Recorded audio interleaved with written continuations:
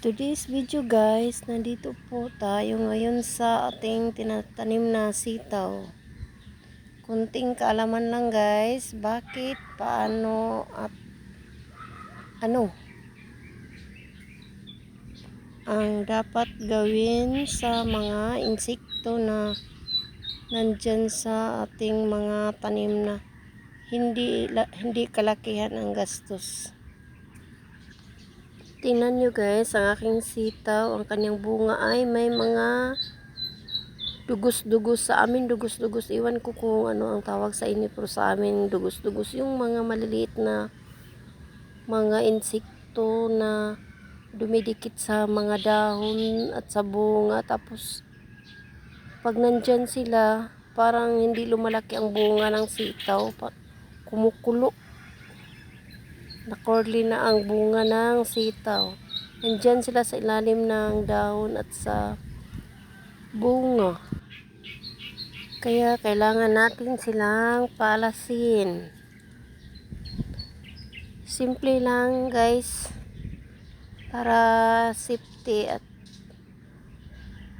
at hindi masyadong delikado ang ating tanim. Magawa lang tayo ng pang-spray para makaalis sila. Lagyan lang ang mga dahon at bunga ng sa ating mga pamaraan, lagyan lang ang bunga at ang dahon para umalis na sila. Yan, o tingnan nyo, ang dami nila kumagapang sa bunga. Ito sa ganitong paraan, ang mga langgam o mga lamigas kung sa Bisaya pa ay hindi umaalis. Yun lang, matanggal ang mga dugos-dugos. Iwan ko anong tawag sa iba. Kaya subukan natin ang mga tinuturo ng ating kanununuan na hindi na kailangan magbili pa tayo ng insecticide. So ngayon magawa tayo ng pang-spray sa kanila. Maghanda lang kayo ng isang balding tubig at lagyan ninyo ng isang pack na Ariel.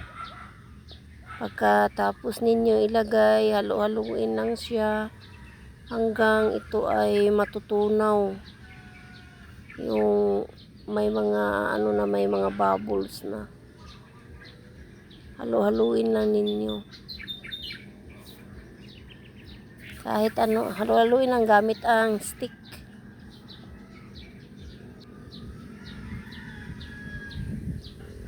Halo-haluin lang, tapos pagkatapos nyo halo-haluin sa palagay nyo ay natutunaw na yung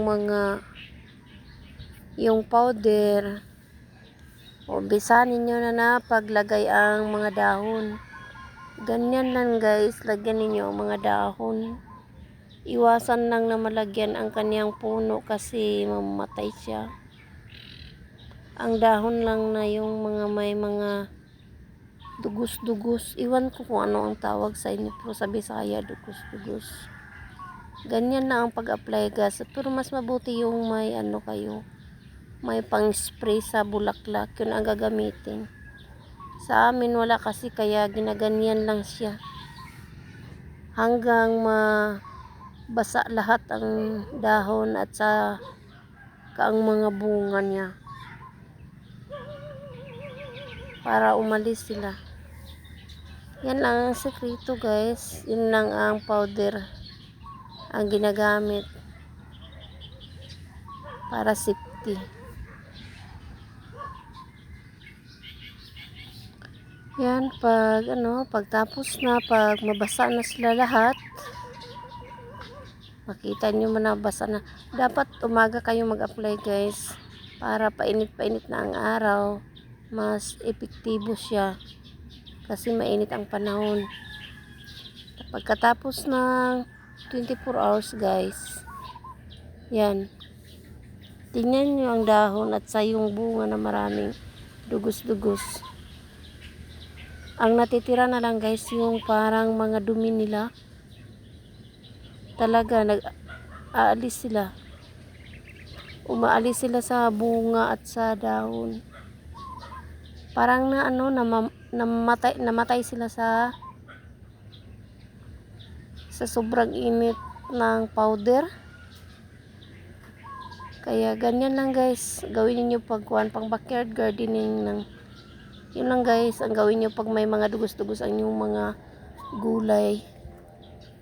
Diligan lang ninyo ng mga powder. Kahit anong powder, basta sa isang baldi, isang sachet. Kasi kung mas madamihan, baka matuyo ang mga dahon.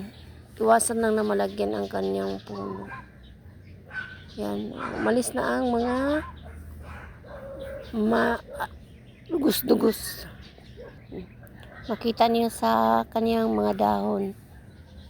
Wala na guys. Malis na sila. Yan may itim-itim, pero konting itim-itim, parang dumi lang ng mga insekto.